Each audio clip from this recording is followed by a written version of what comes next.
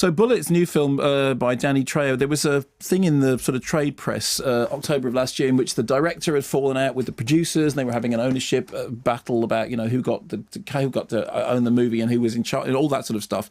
And normally that stuff wouldn't be interesting at all. But in the case of Bullet, it is perhaps the most interesting thing about the film.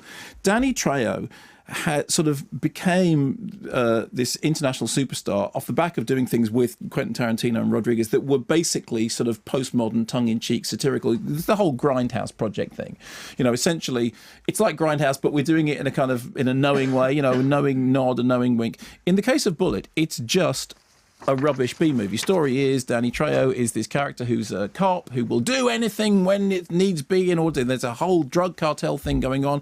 There's a guy who's in prison who's facing the death penalty, and suddenly somebody's getting kidnapped in order to stop the guy in prison facing the death penalty. And the next thing you know, Danny Trejo's grandson is being kidnapped, which is bang out of order, gore blimey, and so he must run around and do a lot of Danny. And you're going...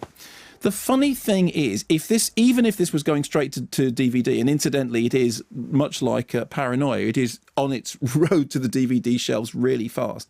Even as DVD material is concerned, it's solidly second rate. There is an awful lot of good, solid B-movie stuff, which is kind of fun. The problem with this is that when you're watching it, you think this has none of the kind of slightly annoying anyway postmodern nudge nudge wink wink stuff that the kind of pastiche Grindhouse movies have.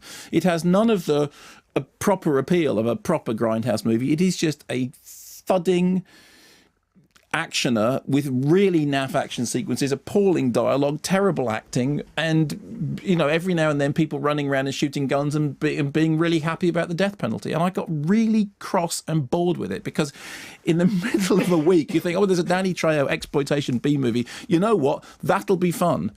And then you watch it and you go, oh no,